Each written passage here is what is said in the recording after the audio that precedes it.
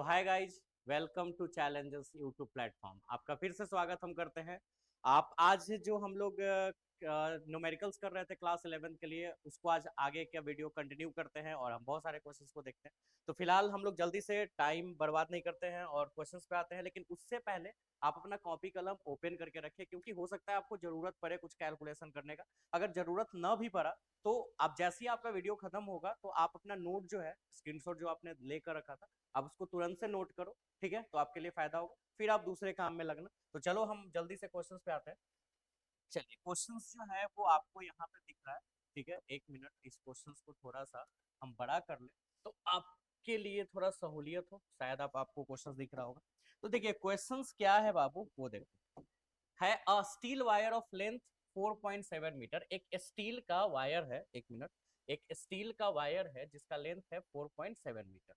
तो स्टील, ठीक है, स्टील का वायर का जो लेंथ है वो है 4.7 metre. And cross section area, जो इसकी एरिया है, क्षेत्रफल है, वो है 3.0 इंटू 10⁻⁻5 मीटर स्क्वायर। ठीक है, by the same amount as a copper wire of length 3.5। एक कॉपर वायर भी है, एक स्टील वायर हो गया जिसकी लेंथ इतनी हो गई, क्रॉस सेक्शन एरिया ये हो गया, और अब एक कॉपर वायर है जिसका लेंथ है 3.5 मीटर। तो इसका हम कलर चेंज कर लेते हैं। 3.5 मीटर इसकी जो है वो लेंथ है, और इसकी भी क्रॉस सेक्शन एरिया दी हुई है कितनी, तो 4 पॉइंट है ना। इसको थोड़ा राउंड करते हैं पूरा। ठीक है, तो ये जो है ये इतना दिया हुआ है, 4.0 इंटू 10⁻⁻5 मीटर स्क्वायर। मजेदार है ना।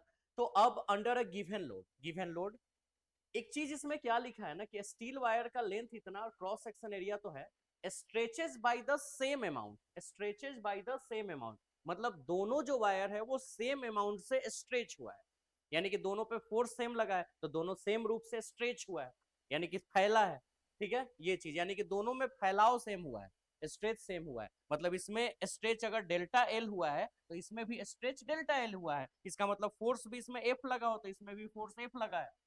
ठीक है, तो आप बताइए कि what is the ratio of Young's modulus. Young's modulus का रेशियो निकालना है, मतलब मुझे पहले स्टील के लिए यंग्स मॉडुलस लगाना निकालना होगा, एस से स्टील के लिए लिखा दिया हमने, और यंग्स मॉडुलस मुझे कॉपर के लिए निकालना होगा, और दोनों निकालने के बाद मुझे रेशियो निकालना है, मतलब डिवाइड कर देना है, अनुपात निकाल देना है। तो चलो हम पहले फॉर्मूला देख ले। आपने पढ़ा था Young's modulus, stress by strain. ठीक है, स्ट्रेस की formula force by area, strain की formula delta L by L. अगर हम सॉल्व करें तो force by area L by delta L. ठीक है, ये हो गया। अब इसके बाद हमको ये बताइए, F by A into L by delta L है। ठीक है, तो अब हम लोग अगर कॉपर के लिए चले, यहां से हम कंडीशन चलते हैं, पहला नंबर केस वन, कॉपर के लिए नहीं, पहले स्टील के लिए चलते हैं। तो वाई एस, एफ तो एफ ही रहेगा, और केस टू भी साथ ही में कर लेते हैं तो आपको थोड़ा ज्यादा मजा आ जाएगा। अब इसको थोड़ा सा ऐसे स्लाइड कर लेते हैं, थोड़ा छोटा भी कर लेते हैं, तो ऐसे एक साथ हो जाएगा नहीं। चलो देखो, केस वन और लगले यहाँ पे केस टू पे चलो। ठीक है, वाई एस, और यहाँ पे कॉपर। तो फॉर्मूला फोर्स इसमें भी एफ ही लिखाएगा, इनटू अपॉन में एरिया, अपॉन में एरिया। तो एरिया दिया हुआ है कितना, 3.0 10⁻⁻5, और इसका दिया हुआ है, यहाँ पे लिखा हुआ है 4.0 इंटू 10⁻⁻5। क्लियर है, अब आगे बात करो। इंटू एल एफ बाई ए लिख दिया, इंटू एल, तो एल इसका 4.7, इसका 3.7 3.5, तो इसमें मल्टीप्लाई करेंगे 4.7, और यहां ऊपर में मल्टीप्लाई करेंगे 3.5। अपॉन अपॉन अपॉन में डेल्टा एल, डेल्टा एल तो दोनों में डेल्टा एल सेम ही रहेगा, यहाँ पे भी डेल्टा एल ही लिखाएगा, यहाँ पे भी डेल्टा एल ही लिखाएगा। दोनों की यंग्स मॉडुलस निकल गई। अब मुझे निकालना है रेशियो, दोनों को डिवाइड कर देना है। तो रेशियो निकालने के लिए आपको क्या करना होगा, वाई एस अपॉन वाई सी।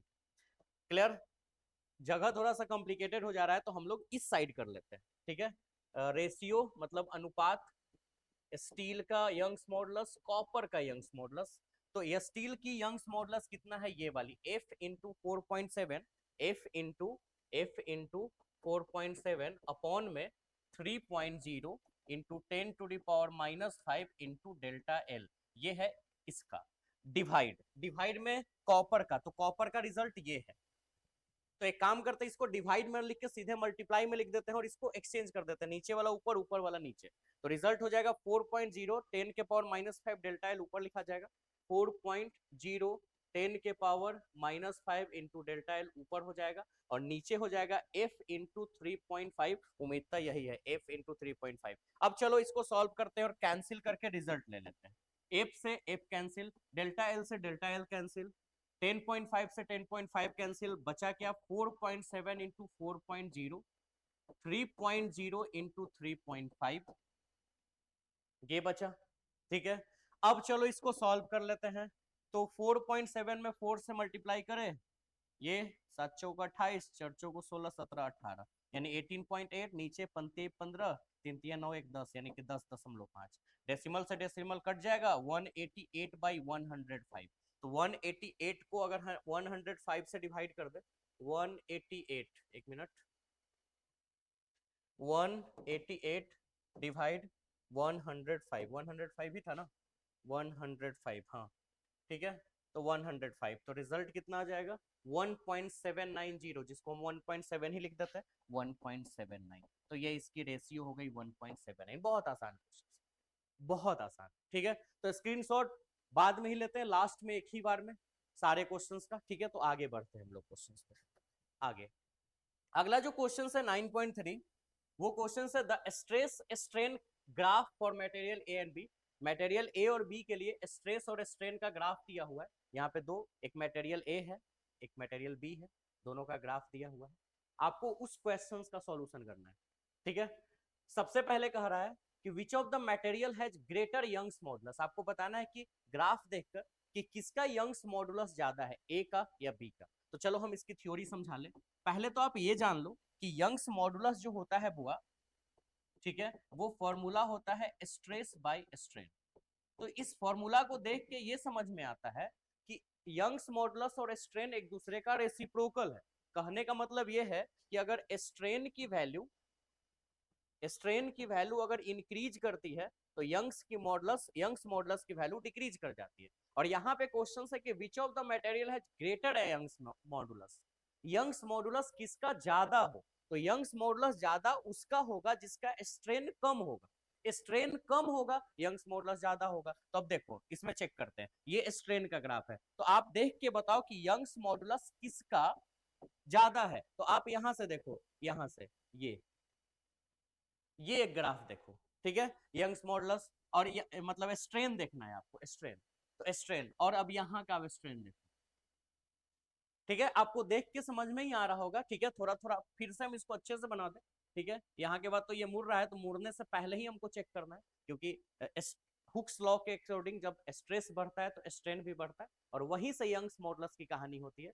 तो यंग्स मॉडुलस वहीं से क्रिएट होगा जहां स्ट्रेस और स्ट्रेन दोनों एक साथ बढ़े। तो इसका मतलब हमको सिर्फ स्ट्रेट लाइन पे बात करना है, यहाँ के बाद जब मुड़े तो नहीं, क्योंकि हुक्स लॉ के अकॉर्डिंग स्ट्रेस स्ट्रेस के प्रोपोर्शनल होता है, और वहीं से यंग्स मॉडुलस का उत्पत्ति होता है। तो यंग्स मॉडुलस सिर्फ स्ट्रेट लाइन के लिए जाएगा। तो यहां से यहां और यहां से यहां स्ट्रेट लाइन की अगर बात करें, तो आप एक बात देख लो। ठीक है, इस लाइन और इस लाइन में ये वाली लाइन छोटा लग रहा है, ये वाला लाइन ज्यादा बड़ा लग रहा है। आपको क्लियर ही समझ में आ रहा होगा, यहाँ पे फिगर दिख रहा होगा यानी। और ये वाली जो लाइन है, ये वाली लाइन एक दूसरे के पैरेलल है, मतलब कि स्ट्रेन के लिए ये वाली लेंथ है। तो यहाँ पे स्ट्रेन ज्यादा दिख रहा है, यहाँ पे स्ट्रेन कम दिख रहा है, और जिसका स्ट्रेन ज्यादा होगा इस फॉर्मूला के अकॉर्डिंग, उसका यंग्स मॉडुलस कम हो जाएगा। तो स्ट्रेन इसका कम है तो यंग्स मॉडुलस इसका कम हो, इसका ज्यादा हो जाएगा, क्योंकि स्ट्रेन इसका कम है तो यंग्स मॉडुलस इसका ज्यादा हो जाएगा। तो पहला में आंसर क्या होगा, मटेरियल ए। मटेरियल ए का यंग्स मॉडुलस जो है वो ज्यादा होगा, क्योंकि उसका स्ट्रेन कम है ना, स्ट्रेट लाइन के लिए। चलिए क्वेश्चन नंबर बी में चलते हैं, मजा आया आपको। चलो B, which material is more ductile. Ductile को हिंदी में तन्य बोलते हैं, तन्य। और तन्य का मतलब क्या होता है, यहाँ पे थोड़ा कलर चेंज करके हम लोग लिख दे। तन्य, डक्टाइल मतलब तन्य। तन्य का मतलब हम इसको जिसको तान सके, जिसको हम खींच सके, हथौड़े का चोट दे सके, उसको पीट सके, वो टूटेगा नहीं। और ब्रिटल मतलब भंगुर, जो एक हथौड़ी दे टूट जाए। इसका पहले भी आपने क्वेश्चंस बनाया था। तो कह रहा है कि विच material is more ductile. Ductile का मतलब हम इसको ज्यादा खींच सकते हैं। तो यहां देखिए, आप अब इस फिगर में आगे देखिए, और अब आप बताइए कि यहां के बाद ये मुड़ रहा है, मतलब ये स्टेज हो रहा है फ्लेक्सिबल, यहां से तो ये सीधे चला था, यहां के बाद ये इतना लेंथ तक गया और ये इतना ही लेंथ तक गया है। इसका मतलब है कि कौन ज्यादा डिस्टेंस तक ज्यादा वो स्टेच हो पाया है। तो आप देखो कि इन दोनों में स्ट्रेचेबिलिटी इसका ज्यादा है, इसका कम है। तो जिसकी स्ट्रेचेबिलिटी ज्यादा है वो जो है वो मोर डक्टाइल होगा। तो मोर डक्टाइल भी जो है वो आपका यही हो जाएगा। अच्छा, अगर ये मोर डक्टाइल हो गया तो ये मोर ब्रिटल हो जाएगा। तो ये जो है ये आपकी बी में मोर डक्टाइल जो है वो मटेरियल ए होगा, मटेरियल ए। मटेरियल ए जो है वो आपका मोर मोर डक्टाइल होगा, यानी कि ज्यादा तन्य होगा, ये ज्यादा तन्य। तो सिंपल सा बात है कि सी में क्वेश्चंस पूछ रहा है कि विच इज मोर ब्रिटल, तो ब्रिटल कौन हो जाएगा, मटेरियल ए। क्योंकि ए डक्टाइल और ब्रिटल दोनों तो नहीं हो सकता, एक ही हो सकता है कोई, तो मटेरियल बी, तो ये हो जाएगा मोर ब्रिटल। क्वेश्चन आंसर हो गया। और ब्रिटल का ब्रिटल, और ब्रिटल मतलब भंगुर, तो मोर ब्रिटल मतलब ज्यादा भंगुर। ठीक है, तीन क्वेश्चन देखते देखते सॉल्यूशन हो गया। एंड लास्ट कह रहा है कि which of the two is stronger material, इसमें से कौन सा मटेरियल स्ट्रॉन्गर है। डेफिनेटली यही वाला मटेरियल स्ट्रॉन्गर है। क्यों ये वाली मटेरियल स्ट्रॉन्ग क्यों है, क्योंकि ये ज्यादा फ्लेक्स हो पा रहा है ज्यादा दूर तक, तो ये टूट नहीं रहा है, टूट जाएगा यानी कि वो कमजोर है। तो ये टूट नहीं रहा है कि मतलब ये मोर स्ट्रॉन्ग है। तो आंसर डी में भी जो आंसर होगा वो आपका होगा कौन सा, ये मटेरियल है। तो ये भी बहुत आसान क्वेश्चन था जो ग्राफ देख के हमने किया। इसका भी स्क्रीनशॉट लेंगे, लास्ट में लेंगे, अभी आप छोड़ के रखो, ठीक है। हम लोग आगे वाले क्वेश्चन में पढ़ते हैं, ठीक है। Next figure, so that stress strain curve, curve फिर से स्ट्रेस और स्ट्रेन कर्व दिया हुआ, ठीक है। एक मिनट, मटेरियल के लिए एक मटेरियल है, वहां पे दो मटेरियल था ए बी, यहाँ पे एक मटेरियल है। What are the Young's modulus, आपको यंग्स मॉडुलस पता करना है, यंग्स मॉडुलस। और इसका दूसरा क्वेश्चन अभी हम आपको नहीं बताएंगे, इसमें आपको बताएंगे, लेकिन इसमें थोड़ा अभी इसकी थ्योरी बताना है तो आगे बताएंगे। अभी फिलहाल हमको यंग्स मॉडुलस इस क्वेश्चन में हम आपको बताएंगे, अगले वीडियो में उस थ्योरी को हम लोग एक्सप्लेन करेंगे। तो यंग्स मॉडुलस निकालना है ग्राफ, देखिए stress is proportional to strain, ऐसा हुक्स लॉ के अकॉर्डिंग होता है, हुक ने ऐसा नियम बताया, ठीक, स्ट्रेट लाइन पे। और यानी कि जैसे जैसे स्ट्रेन बढ़ेगा वैसे वैसे स्ट्रेस बढ़ेगा। तो स्ट्रेन और अगर स्ट्रेस साथ में बढ़ रहा है तो इस वाले फिगर में कोई एक ऐसा पॉइंट होगा जहां स्ट्रेस और स्ट्रेस स्ट्रेन एक पॉइंट को इंटरसेक्ट किया होगा, वही पॉइंट उठाना है, ठीक है। आप देखो इसमें ये सब छोटा छोटा, ये सब जहां पे दो लाइन एक दूसरे को इंटरसेक्ट कर रहा है, ये सब पॉइंट है। लेकिन इन सब पॉइंट में ये जो ग्राफ है किसी भी पॉइंट को कट नहीं किया है, बजाय इसके सिर्फ इस पॉइंट को ये कट किया है, ये लाइन, और बाकी कोई ये लाइन किसी अनदर पॉइंट को नहीं कट किया है, मतलब यहाँ पे कट किया है, यहाँ पे, है ना। अगर यहाँ पे कट किया है इसका मतलब यहाँ पे कलर चेंज करना होगा क्योंकि ब्लैक में ब्लैक नहीं दिख रहा है ना। तो यहाँ पे कट कर रहा है, इसका मतलब इसके अकॉर्डिंग ये और ये लाइन पे हमको यंग्स मॉडुलस निकालना है, मतलब यहाँ से यहाँ और यहाँ से यहाँ। तो इस पॉइंट के अकॉर्डिंग आपका स्ट्रेस जो है वो 150 हो जाएगा, और उसमें भी स्ट्रेस लिख दिया है कि 10 के पावर 6 न्यूटन पर मीटर स्क्वायर। मतलब यहाँ का जो स्ट्रेस है, स्ट्रेस जो है यंग्स मॉडुलस निकालने का फॉर्मूला होता है स्ट्रेस बाय स्ट्रेन, और यहाँ का जो स्ट्रेस है वो है 150, और इसमें 10 के पावर 6 ले लेना है क्योंकि ये खुद ही लिख दिया है, तो 10 के पावर 6 न्यूटन पर मीटर स्क्वायर। और अगर स्ट्रेन की बात करें तो ये स्ट्रेन की ग्राफ है, तो स्ट्रेन इधर देखो यहाँ आया है 0.002, 0.002। अब इसी को कर देना है सॉल्व, ठीक है। चलो सॉल्व करते हैं। तो ये 15 गुने इसको हम यहाँ डाल देते हैं 10 के पावर 7 हो जाएगा, ये वाला जीरो यहाँ डाल के, यहाँ से 0.002 को 2, और ऊपर हो जाएगा 10 के पावर 3 क्योंकि डिवाइड में 1000 होगा, तो समझ लो बात, है ना, 3 जीरो जाएगा तो, और ये हो गया। सॉल्व करने के बाद 15/2 ये हो जाएगा 7.5, यानी कि 7.5, और ये दोनों मिल के हो जाएगा कितना, 10 के पावर 10 न्यूटन पर मीटर स्क्वायर। तो ये आपका यंग्स मॉडुलस का रिजल्ट हो गया 7.5 इंटू 10⁻10 न्यूटन पर मीटर स्क्वायर। आसान है क्वेश्चन, ग्राफ का भी क्वेश्चन आपको बनाने आ रहा है ना। चलो नेक्स्ट आगे। ये क्वेश्चन है, थोड़ा बड़ा क्वेश्चन है, आसान से आप बना पाओगे। Two wires of diameter 0.25 metre, दो गो वायर है जिसका डायमीटर दिया हुआ है, दो तरह का तार है जिसका डायमीटर है 0.25 centimetre, one made of steel and another made of brass.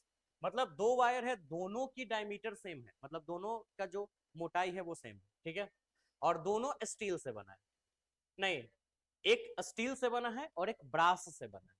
Are loaded as shown in figure, और कैसे लोड किया हुआ यहाँ फिगर में दिखा हुआ है। मतलब ये आपका स्टील का छड़ वायर हो गया, इसमें एक लोड दिया हुआ है 4 kg का, इसमें टंगा हुआ है, और उसके बाद फिर से एक यहाँ पे वायर है ब्रास का जिसमें 6 kg का लोड दिया हुआ है। तो अब आप यहाँ पे कॉन्सेप्ट समझो क्या है थ्योरी, ठीक है, एक मिनट रुको, इसको जरा, ये थोड़ा सा एक प्रॉब्लम कर रहा है, इसमें यहाँ पे एक चीज को हटाना पड़ेगा, तो थोड़ा हटा ले। हाँ चलो अब ठीक है, अभी भी कुछ हो रहा है, एक मिनट।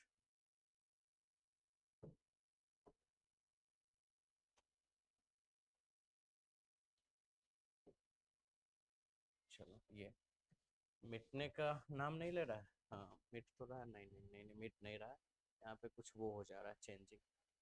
चलो कोई नहीं, ऐसे क्वेश्चंस है तो आप यहाँ पे ये समझो, ठीक है, कि ये जो आपका यहाँ से यहाँ तक है ये स्टील का वायर है 1.5 मीटर का, इसमें एक 4 kg का लोड है, और फिर यहाँ से यहाँ एक वायर है 1 मीटर का ब्रास का, और इसमें एक और लोड है 6 kg का। इसका मतलब ये है कि इस वायर में दो लोड हो गया, ये भी टंगा है और ये भी टंगा है, 4 kg और 6 kg, यानी कि 10 kg वेट है यहाँ पे, है ना। और इस वायर के लिए, इस वायर में सिर्फ ये टंगा है, क्योंकि ये तो, इस वायर के लिए ये तो ऊपर है तो इसमें टंगा हुआ नहीं है, ये इसको लोड देगा।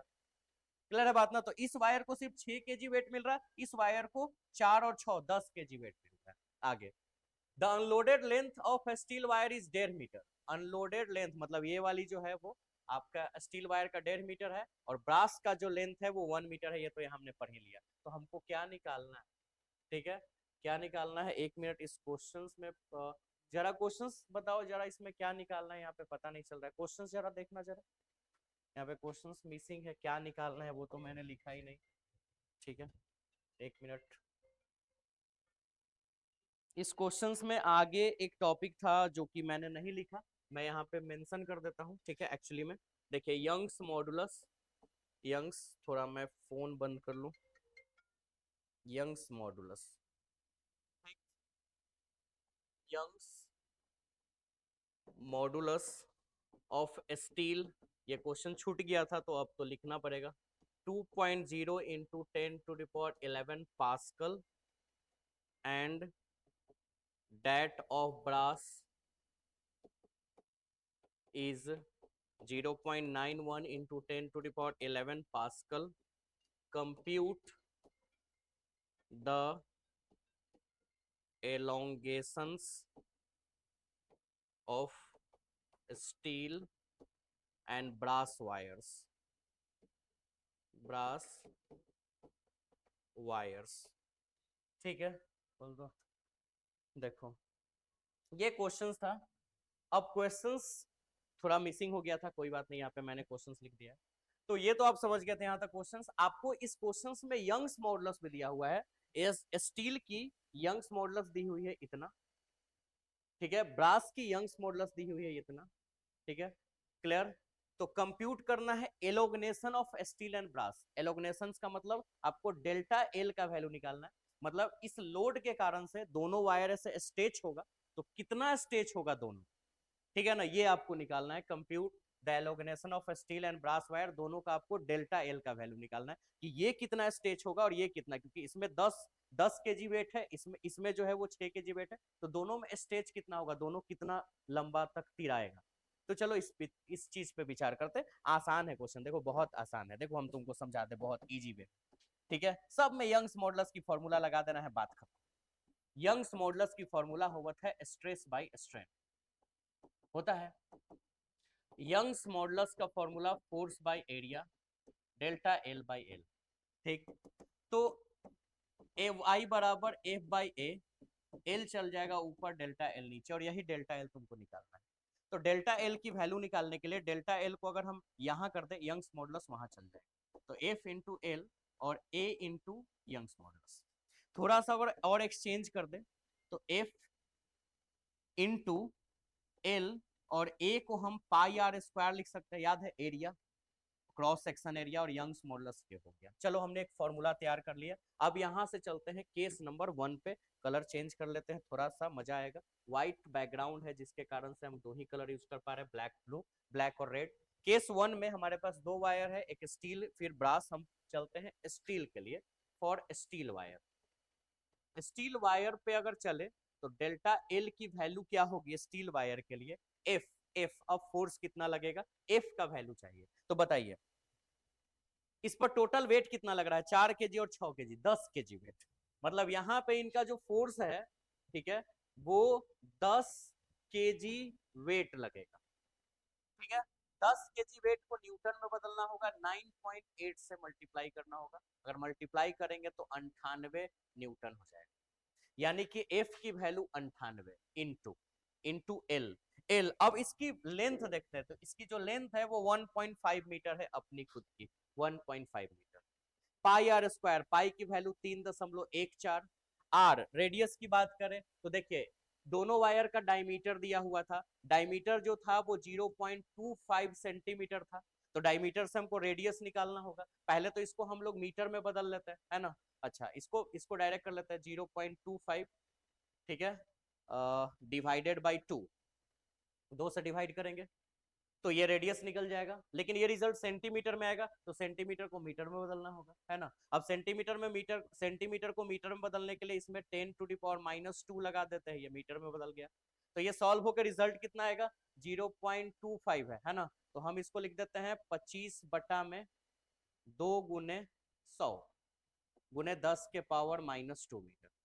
ठीक है, ये जो सॉल्व करेंगे तो ये 12.5 हो जाएगा, और ये मिलके हो जाएगा 10⁻⁻4 मीटर, है ना, 10⁻⁻4। क्लियर है। तो 12.5 इंटू 10⁻⁻4 ये अपना रेडियस है, 12.5 इंटू 10⁻⁻4 और इसका होल स्क्वायर। ठीक है। अच्छा, इस भाई साहब को थोड़ा सा और साइड करना होगा हमें, क्योंकि जगह स्पेस चाहिए। चलिए अब आगे, एक मिनट। इनटू हमने एफ लिख लिया, एल लिख लिया, है ना, एल भी लिख लिया, पाई आर स्क्वायर भी लिख लिया, लेकिन अभी भी एक चीज लिखना है, यंग्स मॉडुलस। तो हम बात किस पे कर रहे हैं, स्टील वायर पे। तो स्टील वायर की यंग्स मॉडुलस क्या है, तो स्टील वायर की यंग्स मॉडुलस यहाँ पे थी 2.0 इंटू 10⁻11, 2.0 इंटू 10⁻11। अब इसको कर देना है सॉल्व, सॉल्व करके जो रिजल्ट आया वो आपका आंसर। तो 98 गुने 1.5, 3.14, 12.5 का स्क्वायर, तो 12.5 गुना 12.5 और फिर 2.0। और यहाँ अगर पावर की बात करें तो यहाँ पे है 10⁻⁻8 हो जाएगा, 10⁻⁻8। ठीक है, 10⁻⁻8। क्लियर है। अच्छा एक मिनट, 10⁻⁻8। चलो, और यहाँ पे 10⁻11 बचा हुआ है, मुझे लगा कि कुछ मिसिंग है, हम देख लिए थोड़ा सा। अच्छा, अब हम इसको मल्टीप्लाई वगैरह कर लेते हैं ना 98 को 1.5 से एक मिनट 98 गुना 1.5, रिजल्ट 147, 147, 147 डिवाइड, इन सबको मल्टीप्लाई करते हैं। अच्छा, इसको भी अगर सॉल्व करें, 10⁻⁻8 और 10⁻11 मिलकर 10⁻3 हो जाएगा, क्योंकि सब्ट्रैक्ट हो जाएगा, है ना। और 10⁻3 ऊपर चला जाएगा तो 10⁻3 हो जाएगा। और इन लोगों को अगर मल्टीप्लाई करें तो 3.14, 12.5 और 2.0, है ना। कैलकुलेटर पे चलते हैं और आते हैं 3.14 into 12.5 into 12.5 into 2.0, that means 2, है ना। रिजल्ट आएगा 981.25, 981.25, और बाकी जो है सो है। और अब इसको डिवाइड कर देते हैं 147 को 981.25 से, 147 को 981.25 रिजल्ट आएगा 0.1498, 0.1498, 0.1498 उन्हें 10 के पावर -3। डेसिमल को अगर थोड़ा आगे पीछे कर ले तो अगर हम इसमें 10 से मल्टीप्लाई कर दे तो 1.498 हो जाएगा। 10 से डिवाइड भी करना होगा तो ये 10⁻⁻4 हो जाएगा। चूंकि हम लोग डेल्टा एल निकाल रहे हैं तो इतना मीटर, मतलब इतना मीटर का हम इसको पूरा भी सॉल्व करके लिख सकते हैं, इतना मीटर है ना। 10⁻⁻4 से अगर हम डिवाइड कर दे तो रिजल्ट ऐसे हो सकता है। डिवाइड रिजल्ट करने पे क्या होगा बताओ, डेसिमल बहुत आगे चला जाएगा। 1000 से अगर डिवाइड कर दे तो डेसिमल 3 अंक आगे चला जाएगा, है ना। तो रिजल्ट ये हो जाएगा 0.00149। तो ऐसा लिखना ऑकवर्ड टाइप का लग रहा है तो हम लोग आंसर ऐसे ही छोड़ेंगे, 1.498 इंटू 10⁻⁻4 मीटर। ठीक है। तो ये जो क्वेश्चन है आपने स्टील वायर के लिए निकाला और यहां से कॉपर वायर निकालने का सॉल्यूशन हम आपको दे रहे हैं, और आप उसके बाद कमेंट बॉक्स में आप उसका आंसर लिखोगे कि कितना आंसर होगा। सब चीज सेम, फॉर्मूला सेम होगा। एफ के जगह पर याद रखना हमको 10 केजी वेट नहीं लगेगा। इस वायर पे 4 और 6 10 केजी वेट लगा है, लेकिन इस वायर पे सिर्फ 6 केजी वेट लगेगा, 6 केजी वेट। तो हम थोड़ा सा हिंट दे देते हैं कि अगर हम ब्रास वायर पे चले, ब्रास वायर पे, तो जो फोर्स है वो 6 केजी वेट है ना। 6 केजी देख लो, यहाँ पे 6 केजी वेट है, नीचे वाले में 6 केजी वेट है। इसको हमको न्यूटन में बदलना होगा 9.8 से मल्टीप्लाई करके। जो भी रिजल्ट आ जाए तुम्हारी एफ की वैल्यू हो जाएगी मल्टीप्लाई करने के बाद। एफ के बाद तुम्हें क्या चाहिए, एल चाहिए। तो देख लो ब्रास का लेंथ दिया था क्वेश्चंस में कितना, ब्रास का लेंथ यहाँ पे दिया हुआ है 1 मीटर। तो 1 मीटर ब्रास का जो लेंथ है वो आपकी 1.0 मीटर, मतलब 1 मीटर है। और आगे चले, हमको क्या चाहिए, पाई आर स्क्वायर। तो पाई की वैल्यू 3.14 और आर दोनों का डायमीटर सेम था, तो इसका जितना रेडियस आया था उसका भी उतना ही। तो 12.5 इंटू 10⁻⁻4, 12.5 इंटू 10⁻⁻4 मीटर। ठीक है। अच्छा, एक और चीज चाहिए कुछ, यंग्स मॉडुलस। तो देखिए यंग्स मॉडुलस इसका दिया हुआ था यहाँ 0.91 इंटू 10⁻11, 0.91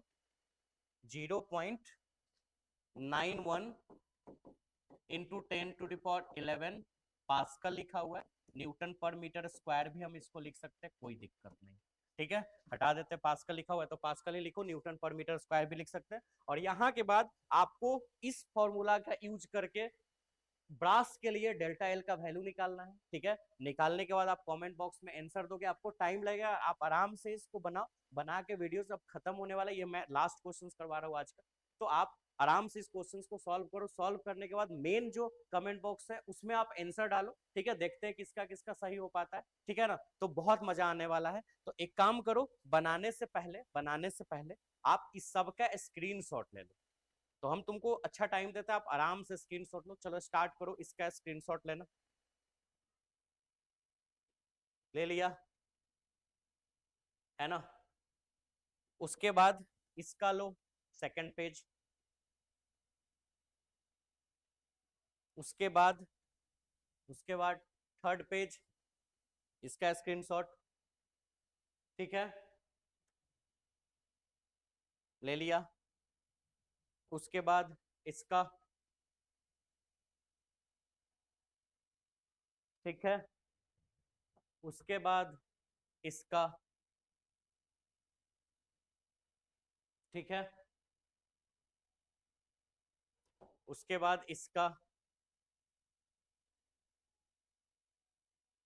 ठीक है। और फाइनली इसका। और ये सॉल्व तुमको करके देना है। ठीक है, तो ये सब और सब आपके कॉपी पे मेंशन होना चाहिए, और बहुत मजे से पढ़ते रहे। इसी तरह बहुत सारे क्वेश्चंस आपके लिए आते रहेंगे। नेक्स्ट जो क्वेश्चंस आने वाला है वो आईआईटी का क्वेश्चंस आने वाला है, तो हम लोग नेक्स्ट क्लास में देखेंगे। तो मिलते हैं हम लोग नेक्स्ट वीडियो में, तब तक अपना ख्याल रखें।